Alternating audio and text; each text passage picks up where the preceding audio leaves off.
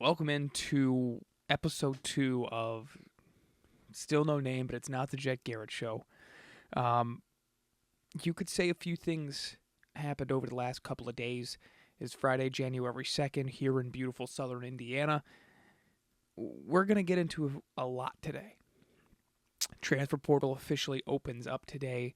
Over 2,000 players, yes, 2,000 players have entered the transfer portal as the time of this recording. We're going to get into some of those things. A couple players, a few players probably, some crystal balls that I'm seeing. But before we get to that, we have to talk about the actual football that was played on New Year's Eve and New Year's Day, because a few surprises, a few things that kind of we saw coming that we talked about on Tuesday's show. So without further ado, let's not bury the lead. Let's get right into it. We'll go chronologically. Miami, number 10, Miami, 24. Number 2, Ohio State, 14. Shocked is not the right word for this one, but I didn't see it going this way. I really didn't. I said on Tuesday that in order for Miami to win this, they're going to have to make it ugly. And, I gave the edge up front on both sides of the ball, offensive line and defensive line. I gave that edge to Miami. And evidently, we were correct. Because that's what it had come down to in this one. And before we get to Miami, Ohio State continues, year in and year out. Ohio State leaves a lot on the table. Except for last year, obviously, they win the national championship, But at what point in time has Ohio State under Ryan Day won a football game where they've had to be the tougher team? Name one. I can wait. Sit here all day. It's yet to happen. It has yet to happen where Ryan Day tries to be or has to be the tougher team and Ohio State comes out victorious. It hasn't happened yet. I'm not going to come on here and say that Ryan Day deserves to be fired. You can't fire a coach after winning the national championship. But the end of this season for Ohio State, it certainly makes you sit back and think a little bit. They lose to Indiana in the Big Ten championship game where they were very clearly outmatched from a physicality standpoint. They lose their very next game to Miami where they were very clearly outmatched from a physicality standpoint. They lose their final 2 games of the season, so no one cares. And that's the way the world works. It's a great quote from Moneyball. If you lose the last game of the season, nobody cares. And here they are as the number 2 team in the country, and they are going home. There will be a new champion. And from the pool of teams that we've got, it's pretty shocking as to who the new champion's going to be. But Miami, when you watch those first round games and you watched Alabama and Oklahoma, who we'll talk about Alabama in a moment, and probably Oklahoma as well. When you watched those 2 games, there really wasn't much, for me at least, of a thought of, okay, this team could beat Indiana. Not at all, actually. With this game, with Miami, it was, I think Ohio State's going to win, but I see the window. I see the vision. This Miami team, and I said this on TikTok in my post-game instant reaction, so go follow me over there, jhett.garrett, if you're not already. I said this on my TikTok. I said, this is the hypothetical Miami team that going into this game was presented. A team that's going to rough it up a little bit, a team that's going to make it ugly, and a team that's going to out-physical you up front. And this is what they did. It is what they did from beginning to end of this game. When Miami went up 7-0, I was okay. All right, Ohio State gets the ball back, and they're moving it a little bit. And then in just a costly, boneheaded pick 6 from Julian Sayin to Keontae Scott, and my jaw dropped. because in my head I'm thinking, oh, this is going to happen. This is going to happen. And then obviously the really nice drive from Ohio State out of the break. And then you're thinking back to, okay, well, here we go. Okay, they figured it out. This is fine. And it just never really got going. It never really got going for them. I think we learned a lot in this game about both sides. Because for Ohio State, you're looking at this game and you're thinking for next year. I think I don't know if there's questions about Julian Sayin, but there is very, very clearly a talent gap right now between Julian Sayin, when he and Ryan Day, because he's thrown in this pool as well, when they can't rely on the pure talent that Ohio State brings in and year out, and again, they have to win the football game from a team that comes and punches them in the mouth, it doesn't go well. Julian Sayin didn't play well against Texas. Julian Sayin didn't play well against Indiana. He certainly didn't play well in this Miami game. This is a Heisman finalist. Is this the ceiling for Julian Sayin? Is this as good as it's going to get for Julian Sayin-led team? With Jeremiah Smith and Carnell Tate, who, by the way, I wasn't a big fan of Carnell Tate in this game. I didn't think he played all that well. I think he missed a couple plays that maybe doesn't change the outcome of the game, but it certainly puts it in a different position. Certainly. For Miami, you're looking at it as this. You look at the teams that have been eliminated now. Ohio State's out. Georgia's out. The number 4 team in the country's out. And if you'd have asked Miami, who would you rather play, Ole Miss or Georgia, in the semifinal for a chance to go to the national championship game, I think resiliently the answer would have been Ole Miss, without a doubt. And you're 2 games away from being national champions. How about that for Miami? But they're playing the game right now exactly how they want to play it. They're going to out-physical you. They're going to out-tough you. I think they're going to do the same thing to Ole Miss. And look, we'll have a preview show coming out probably on Tuesday for this weekend's games, or next weekend's games, rather. But this Miami team, because you look at it, and Carson Beck didn't pop off. He didn't pop out on the stat sheet. You're not watching this game and thinking Carson Beck, wow. You just weren't. And that's okay. He doesn't need to be that. Mark Fletcher played phenomenal once again. He had 19 carries, just the 90 yards, and that was fine. That was all they needed. When you can get a defensive score the way that Miami did on the pick 6 from Keontae Scott, that changes the entire game when you have a defense like Miami's that's not going to give up a ton of points. So this was I think people against A&M were kind of put on a little bit of notice by Miami just because of the defensive side of the ball. And look, the weather conditions kind of made it like that. I think there were still some doubtlings, inklings of doubt, maybe was the phrase you'd like to use there. But all in all, this one I think solidifies Miami as like, all right, they can win the national championship. And I'm tipping my cap to Miami. This was a really good performance from them, top to bottom. I asked going into this game, where's Ruben Bain going to be? Where's Akeem Mesidor going to be? And I thought they played really, really well. Really, really well. Akeem Mesidor had 2 sacks and 2 TFLs. Ruben Bain had...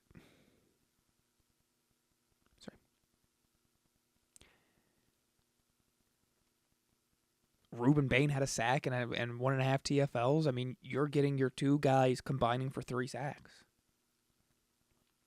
You can't ask for anything else there. This was a really good performance.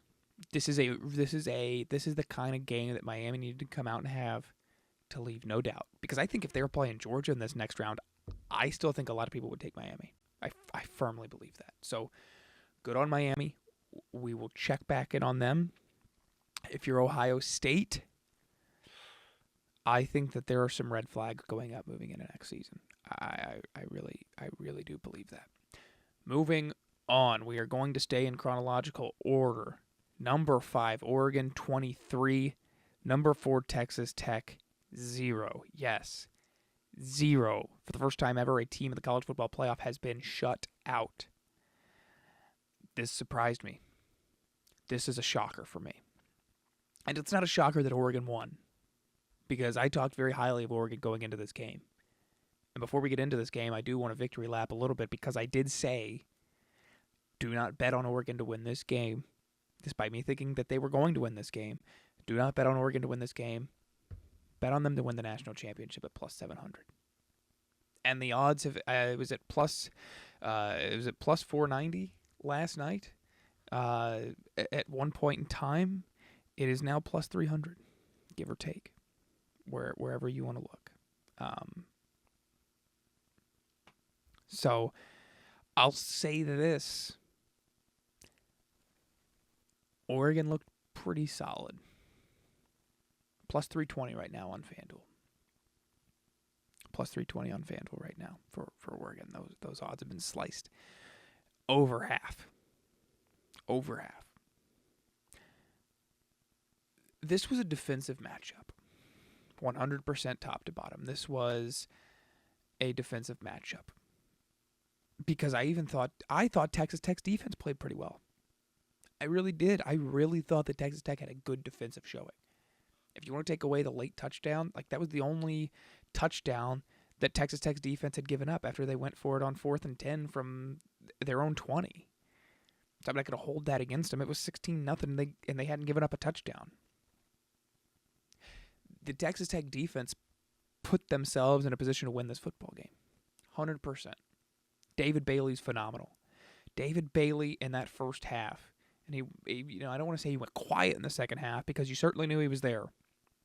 But David Bailey in that first half was everywhere, and I think his draft stock certainly went up. Ben Roberts, he had the interception. He had a TFL in this one. They had 9 TFLs. They were doing a very good job of beating a very physical Oregon offensive line. But man, that Oregon defense is, I mean, they've showed that they've got a little juice as well. Mateo Uiagalelei, Dylan Thieneman. And how can we go without talking about Brandon Finney Jr. any longer? Brandon Finney Jr. is a guy that he had the pick 6 against the Heisman winning Fernando Mendoza. He had an interception here.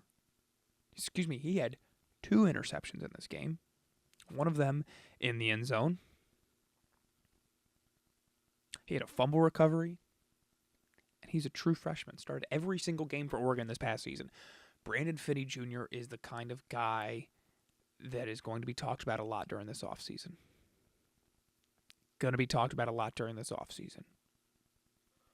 And that's after beating Texas Tech in the Orange Bowl. That's with potentially 2 more games for Oregon left to play. Brandon Finney Jr. is going to be a staple name in Eugene, Oregon for at least the next 2 seasons. Can't imagine they'd let him go anywhere, because if you're looking at the defensive side of the ball, there's no one else that you're bringing back before Brandon Finney Jr. You're sending him a blank check, and you're sliding it across the table, and you're saying, whatever you want, man, we want you back. Offensively speaking, I was not crazy about Oregon. I wasn't. I thought they moved the ball well at times, and then Atticus Sappington would kick one through. Of course, he missed the one. Oregon's offense didn't play well, and you looked at it at the halftime numbers. I mean, it was just abundantly clear. If you would have showed me those halftime numbers, and I don't know necessarily, I mean, the numbers came out to be a little bit more even, but if you just showed me these numbers at the half, I would have said, oh, Oregon's up probably 21-0, 17-0. Maybe Texas Tech knocked a field goal in. It was 6-0. It was 6-0 at the half. Texas Tech was very much in this game. And truly, Texas Tech was really, I know the score is going to say 23-0, and people are going to look at that didn't really watch this game, and they're going to say, I think it's a blowout, blah, blah, blah. Texas Tech was in this game for, till probably the last 6 minutes of the game. Texas Tech was in this game. So I'm intrigued by Oregon because they've got a date with Indiana now. And we saw how that defense, we'll get to that game in just a moment, but we saw how that defense performed against Alabama. They went to their backup in the third quarter. It was an injury, sure, but again, we'll get to that in a moment. Put a couple bows on this game. The tight end play for Oregon is really what keeps them going, in my humble opinion. The running back room wasn't there today for me. Jordan Davison and Noah Whittington, who have been pretty good all season long for this team. The receivers were fine. Malik Benson made a really nice catch. He had a couple really nice catches. I think DeCorian Moore had a pretty nice catch as well, if I'm remembering correctly off the top of my head. But when you look at this Oregon receiving room, I'm looking at Jamari Johnson and Kenyon Sadiq, who played really well in this one. And for a guy like Dante Moore, he really relies on those guys. It's a safety net for him. It is an area where Dante Moore, nothing's open downfield. I know that I have one of Jamari Johnson or Kenyon Sadiq open. And he used that really well. They combined for 8 receptions, 88 yards. And in a sloppy game like this, I think you're taking that against a really good defense in Texas Tech. That is still a really good defense. The Big 12 has now won just one game in the College Football Playoff. One game. It was TCU against Michigan in 2022. That is the only game that the Big 12 has won in the College Football Playoff. And it's interesting to me. And we'll talk more about conferences with this next game. Trust me. It's really interesting to me the way that college football is shifting. And I made a TikTok about this the other day. Again, jhett.garrett on TikTok if you're not following me there just yet. But I made a video the other day. We're going right for super conferences. And if you're anti-super conference, this game was not a great result for you, but Miami was. Miami performing like this is a good sign. If you're anti-super conference, I don't think it's going to stop anything. I think it's going to happen regardless, but the Big 12 is not carrying weight. You look at the teams in the Big... I mean, you can go through and you can look at Texas Tech's schedule. You can go through and you can look at BYU's schedule. They beat a lot of 7-8 win teams, but when Texas Tech annihilates BYU not once but twice, and then Texas Tech comes out and plays with the big boys, and they lose 23-0. I don't think they got annihilated. I think they were outmatched. I think Baron Morton proved that they were completely outmatched. And just a forgettable day for him all around. Texas Tech's looking for a new quarterback. Maybe we'll talk about them later on, but they were really outmatched. And it showed. I mean, it was quick. They couldn't get anything going in the run game. Jacoby Williams did play well, but Cameron Dickey, I mean, he had the fumble, the lost fumble. This team was outmatched. I'm not going to go anti-Big 12. I don't think they need that right now. And I don't necessarily think they deserve it either. A conference that does deserve it, we will get into that right now because we talked about a Big Ten team that lost. We've talked about a Big Ten team that won. Let's talk about a Big Ten team that I think put a lot to bed. If there was ever a doubt that Indiana was the number one team in the country, ever a doubt. If there was ever a doubt that this team was the Big Ten champs, if there was ever a doubt that this team is a national championship contender, heck, if there was ever a doubt that Fernando Mendoza was the Heisman winner, good night. That's put to bed. It's done. It's gone.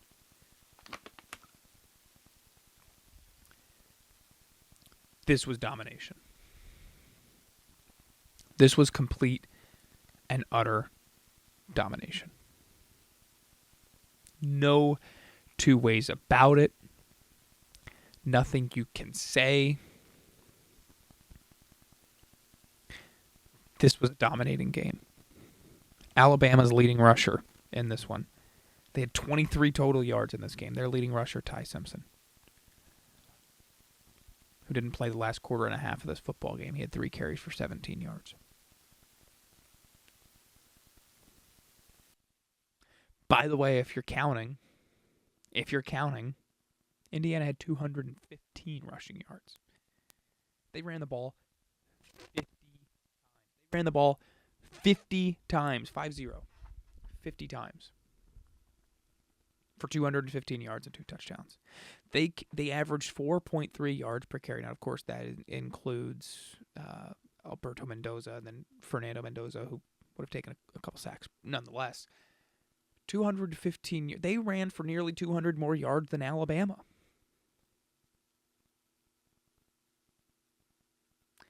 So just sit with that for a minute. This is the world that we live in now. Indiana football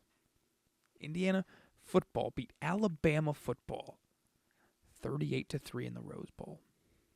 That's a real sentence. That's a real thing. You can fact check that. You can look that up on the internet. Imagine telling someone that 3 years ago. I mean, unbelievable things are happening right now in college football, and none of them are more unbelievable than what's happening with Indiana, because they are 2 games away from a national championship, and to me, at this moment in time, they're the clear favorite. They're the only team in college football 12-team playoff history, in the brief 2-year history that it is. They're the only team with a bye to win. 1 and 7 teams with a bye are, and Indiana is the one. What happened? What happened? How did this happen? Curt Cignetti is how this happened. This is the greatest turnaround in the history of sports. This is the greatest turnaround in the history of sports. And I'll tell you this. Curt Cignetti, to me, has been in, but I think certainly consensusly ended up in conversations that maybe are a little uncomfortable for people. Maybe are a little uncomfortable for some people that they don't want to have. I think he's by far the best head coach in college football.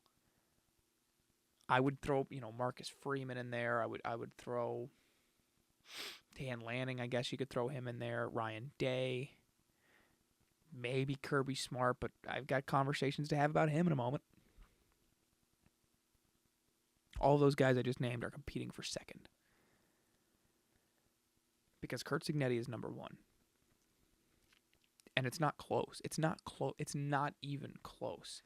Give this roster to any of those head coaches that I named. They're not 14-0 right now. They don't beat Alabama 38-3. You kidding me? They probably aren't even here. Realistically.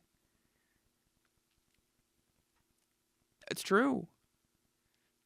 Curt Cignetti is, to me, one of... You take away the number, take away the stats, the accolades, take away everything. No coach has ever done anything like this before. Nick Saban won at LSU and Alabama. Oh, boy. Oh, boy. Cignetti winning a national championship at Indiana would be worth about 4 or 5 national championships at Alabama or LSU, in my humble opinion. This is unbelievable. This is a basketball school doing this. And I'll go into this, because what else can you say about Indiana that hasn't been said already? They run the ball better than you, they throw the ball better than you, and they play defense not only better than you, but in a way you've never seen played before. I said on here on Tuesday, I said I'm not worried about Stephen Daly being out. I'm just not worried about it. Insert Devin Boykin, who had a sack and 3 TFLs in this game. Or Elijah Hardy had a TFL. He almost had a sack. But Kyle Kamara needed him to step up, and he didn't step up in the biggest way possible, but he was getting to the quarterback, and he came away with a sack. I'm not worried about it. I'm just not. Let's get into the big think piece that you get from this game. The SEC. Look, if after watching this game, you're going to look me in the eye and you're going to say, yes, Jet, I do think that Alabama belonged in the playoff over Notre Dame and BYU. If you can seriously look me in the eye and you can tell me that with a straight face and you believe that, I've got nothing for you. I do have this, though, and we're going to take a quick sip here because this is important and everyone needs to listen. The SEC is no longer the cream of the crop best conference in college football. It's not. Plain and simple, it is not. They haven't competed for the national championship in the last 2 seasons. Barring Ole Miss upsetting Miami 3 straight seasons.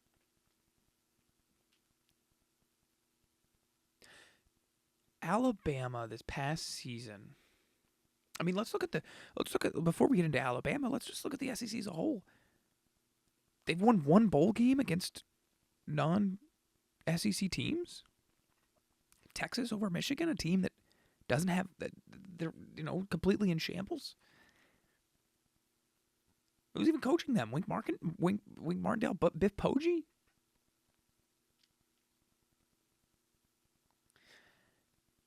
There you go. There's your win. Couldn't beat Miami in the first round. Texas A&M couldn't. Alabama won their first round game. Oh, against an SEC opponent. Okay. Ole Miss won their bowl game against an SEC opponent. How'd Vanderbilt look against Iowa? How'd Tennessee look against Illinois? LSU and Houston, maybe? What are we doing here? And we'll revisit it because I think that it's important now that we can sit back from Alabama's resume. By the way, Alabama losing 4 games this season, by the way. They were in the playoff. I think we can look at this with clear eyes now, much more clear eyes, and say this. Alabama lost its first game of the season to Florida State, who didn't even make a bowl game. Wasn't eligible. Lost, 7 of the last 9 games? Something or another. Alabama lost to Oklahoma at home, and they doubled Oklahoma in everything. Yards, I mean, they blew it. And then, by a miraculous wish upon a star, Alabama finds themselves in the conference championship game to play Georgia, and you're thinking to yourself, please, Alabama. If you're Greg Sankey, if you're Paul Feinbaum, if maybe even you're Josh Pate, if you're any of these guys and you're thinking to yourself, please, Alabama, give me something to build on. Give me a reason to put you in. Because let's not forget, they jumped Notre Dame. They jumped Notre Dame after beating Auburn by 7 points. 5-win Auburn by 7 points. The same week that Notre Dame beat Stanford, who had one less game. They beat Stanford by 29. And they jump them because they went for it on a 4th down? Tell that to BYU. Would they have been better off struggling against TCU? And the Houstons of the world? Would they have been better off? Alabama makes the SEC championship game, and you're just begging for them to give you something. And what do they give you? They give you a 28-0 deficit. They give you -3 rushing yards in the entire game. That's not a half. That's not a quarter. That's the entire football game they ran for -3 yards. And for the second time in the college football playoffs' 12-year history at this point, a team that lost in the conference championship didn't drop. And the last time that happened was very meaningful with TCU not dropping back in 2022. And that made sense. BYU dropped this year. Ohio State dropped this year. Virginia dropped. Everyone dropped. So why did Alabama not? They lost 28-7 in that game, and the scoreboard makes that look closer than it was. Because when you're watching that game, it felt like about 42-7. The fact that Alabama scored a point in that game surprised me.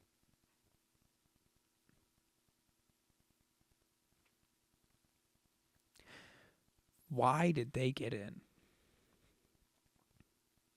Over a team like BYU that lost twice to the same team. And I granted, you can go look at Texas Tech and you can say, okay, well, BYU would have lost. Sure. They probably would have. But they earned it on the field, in my humble opinion, more than Alabama did. They deserved it more than Alabama did. How did Alabama make it in over a Notre Dame team? How did Alabama jump that Notre Dame team? For nothing. For playing worse than Notre Dame did. For closing their for having a loss in the final 3 games of the season.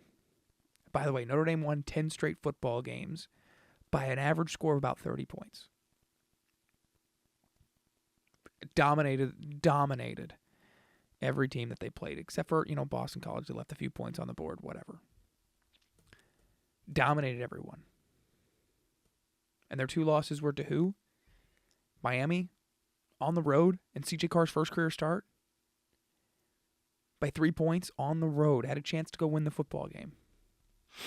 Last second field goal, the minute to go in the game, they lost.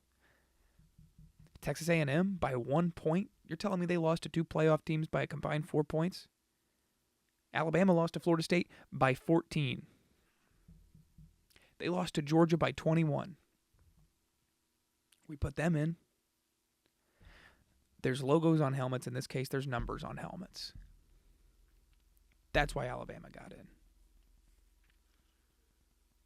That's why Alabama got in. The SEC is objectively, and I know this is a long tangent here, but I think it's well-deserved.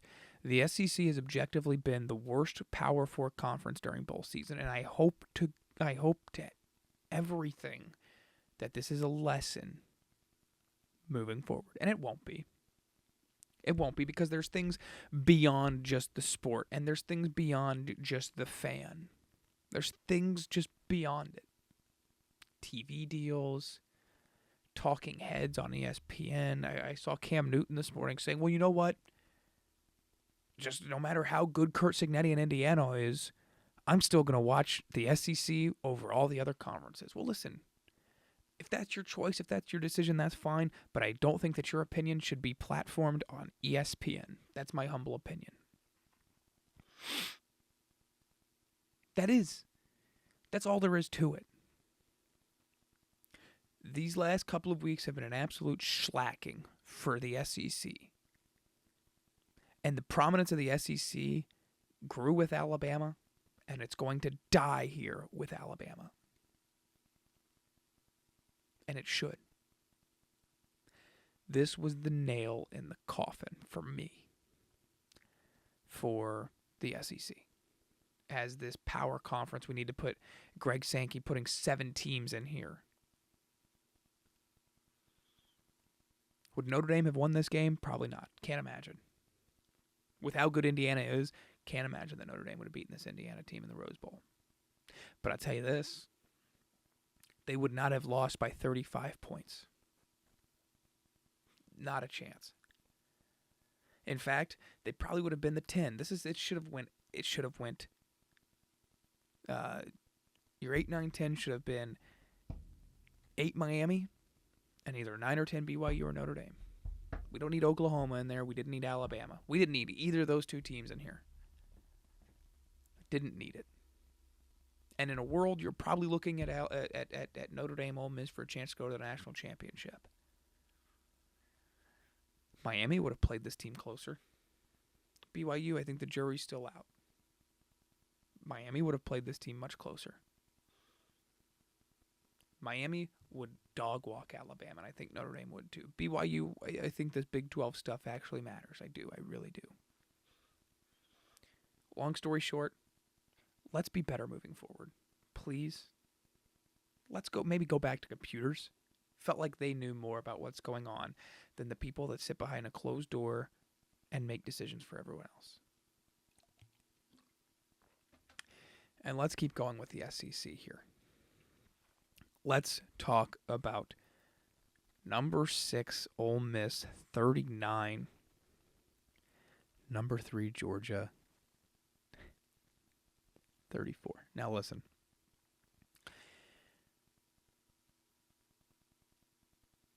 Everything I just said about the SEC, I don't think it goes out the window. I think it certainly still applies for this game because you're looking at it and you're saying, okay, well, is the SEC that good? I mean, they're beating each other, and that's fine. You know, we want to see Ole Miss Miami. We want to see how that game goes. And now you're seeing things about, well, is this offensive staff for Ole Miss going to leave? I think that's ridiculous, by the way. I think that's absolutely ridiculous. And shame on Lane Kiffin. I'll continue to say shame on Lane Kiffin for how he's handled all of this and how the rest of that coaching staff's handling all of this. I think if I'm bringing a guy in on a visit to LSU and he doesn't want to come there because Charlie Weiss Jr. is not there or your offensive analyst isn't there, then that wasn't the problem. Say, hey, our guys are a game away from, our guys are going to be here, don't worry. They're a game away from the national championship.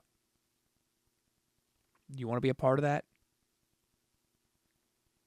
Shame on Lane Kiffin. I think that it's an absolute disgrace what he's done to college football. And you know what? Good on Ole Miss. Because this is an amazing story, and I think it might be, obviously Indiana is in a completely different category, but this is one of the best stories in college football this season. I really do believe that. Truly believe that. Your head coach leaves you because you think he has a better chance of winning a national championship elsewhere, and what do? You're 2 games away from winning one. You're 1 game away against the 10 seed from playing for a national championship game. I would have never guessed it. I would have never picked Ole Miss to win this game. I would have never picked Ole Miss to win this game. Trinidad Chambliss is a competitor. I was in here watching this game. It was 24-19 Georgia. I walked out of this room for half a second. Maybe not half a second. It was a little bit longer. And I come back in, and Ole Miss is up 34-24. My jaw dropped. And you know what I think it is? Because Georgia has not won a college football playoff game in nearly 1,100 days. Their last one was against TCU in the national championship game.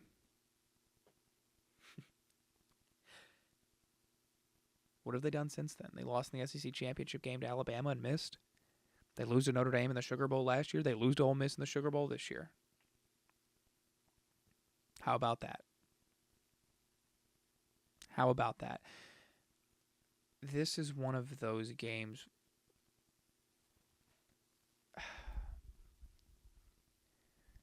I blame Kirby Smart. I really do. You're up 10 points in this one, and you blow it. I'll say this. There were some calls down the stretch that I did not like that favored Georgia. That really favored Georgia. Where they go and they score the touchdown. Miss the face mask.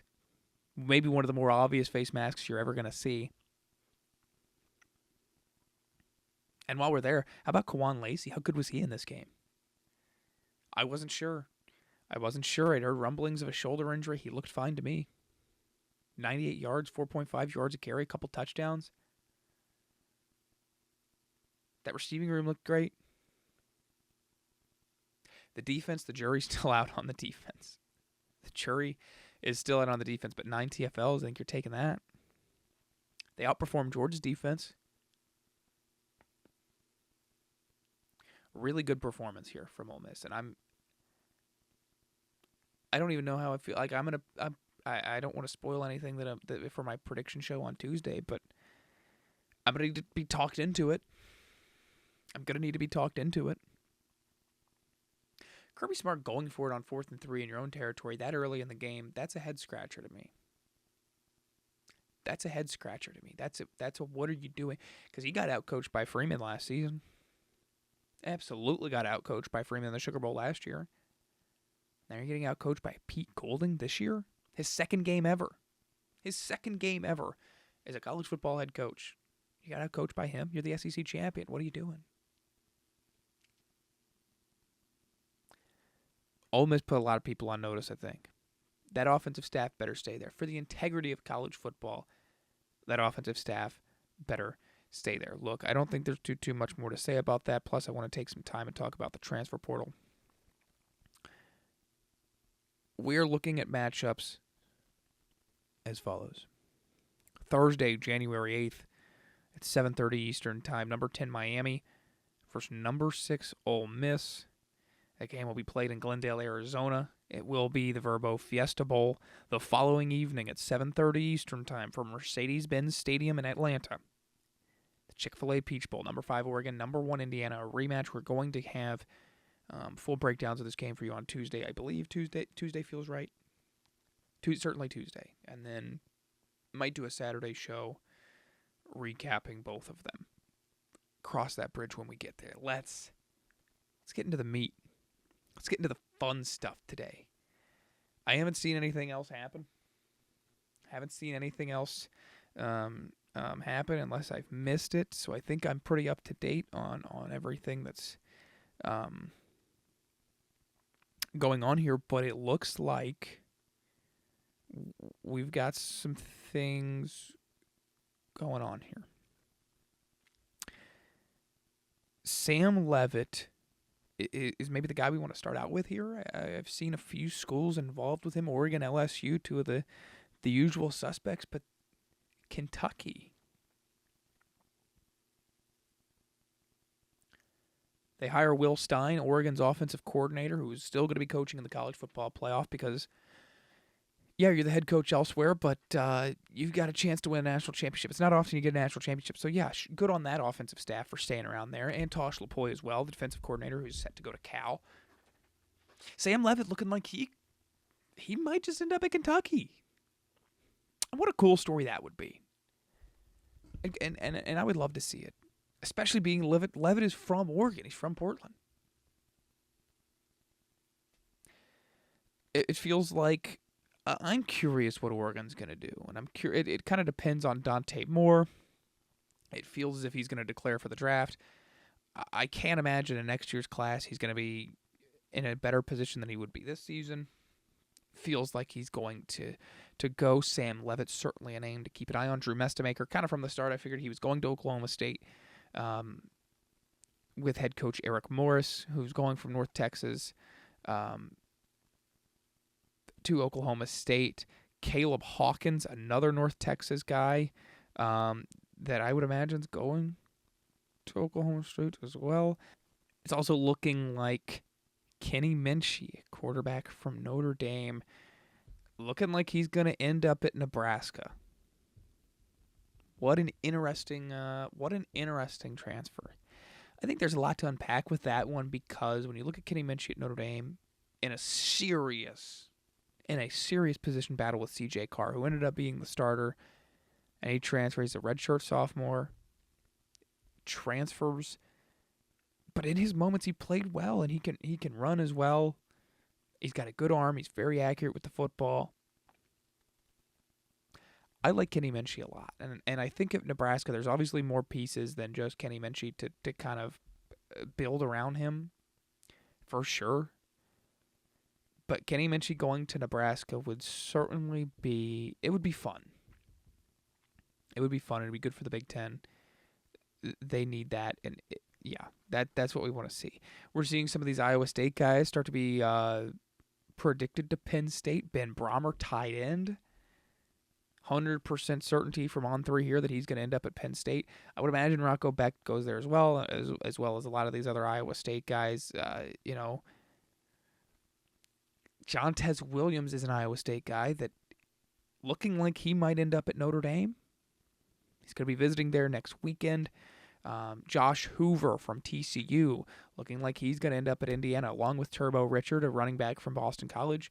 Looks like they're both going to be at Indiana. Josh Hoover was committed to Indiana out of high school and then flipped to TCU. I think that's a really good pickup for Indiana. If you were following me on TikTok in the early days of me posting this in July and beginning of August, I was really high on that Boston College team. I really was. I thought they had a chance to be solid. tough schedule, so I never thought they were winning more than 6 games anyways, but Trevor Richards was one of those guys that I was highlighting I thought would be really, really good. And he had a solid season. Josh Hoover for TCU had a solid season. That's going to be a really good combination there. If that's what ends up being, nothing obviously set in stone, but just predictions. Another one in Indiana being involved in Nick Marsh. Yes. Nick Marsh currently, now at the time of this recording, there's some debate on Twitter or X. You follow me there again, Jett Garrett. There's some debate on X about Nick Marsh. He will be taking a visit to Indiana this weekend as well as Notre Dame. He will be visiting those 2 schools. LSU was in on Nick Marsh. I'm not sure how prominent that still is. But Nick Marsh, we believe, is at Notre Dame at the time of this recording. And when this video is uploaded, he should also still be at Notre Dame. He's expected to be there till 9 o'clock Eastern time tonight. January 3rd and 4th. That would be Saturday and Sunday. He's expected to be at Indiana on January 3rd and 4th. January 5th and 6th expected to be at Notre Dame. Those are 2 official visits. He's on apparently an unofficial visit right now at Notre Dame. This is, I don't know, it's all over the place right now. We're hearing some things. We're hearing a lot of really, really cool things. There's still a lot of guys in the board right now. Cam Coleman and Isaac Brown being thrown around for Texas. Those would be two really big pickups. Brennan Sorsby, hearing his name all over the place. Texas Tech, potentially. Maybe Miami. I think I've even seen some LSU stuff on Brennan Sorsby. It's kind of weird what's going on there. Corey Parrish enters the portal. That's a big one. Rasheem Biles, I think, is a really big one. I think he could play wherever he wants. I think wherever he wants to play, he's got a chance to play. And I'm really excited to see where he ends up. But I think that's going to wrap it up. I mean, obviously, this is the first day it's been open, the portal. It is 3 o'clock Central Time right now at the end of this recording. So we will know more on Tuesday.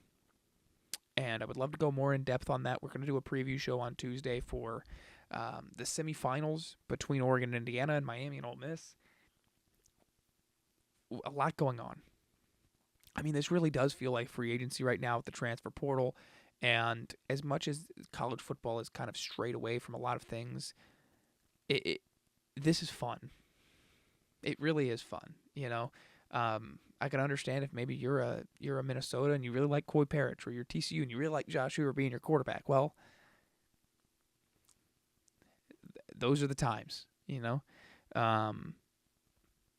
But it's a lot of fun right now. So we will leave you with that. We're going to hopefully bring you a show on Tuesday. That's what we're aiming for. And then maybe next Saturday with those 2 games wrapping up, and we could do a little post game. Maybe we can get a video out on Friday. Maybe we can do 3 next week, and we could talk more portal stuff. I'm assuming we'll know a lot more with the portal closing on the 12th or the 14th? Might be the 12th. We'll know more. I think it's definitely, I mean, it's over before the national championship game. So we'll have a ton to talk about throughout the quote-unquote off-season here. But this is exciting stuff. There's a lot going on, and we're going to be here with you the whole way. Follow me on Instagram and X at jhettgarrett. Follow me on TikTok at jhett.garrett. I'm posting pretty much every day over there on TikTok. Just my in-depth, my thoughts, my analyses. But yes, please stay tuned. I hope you guys enjoyed. Thanks so much for watching. God bless.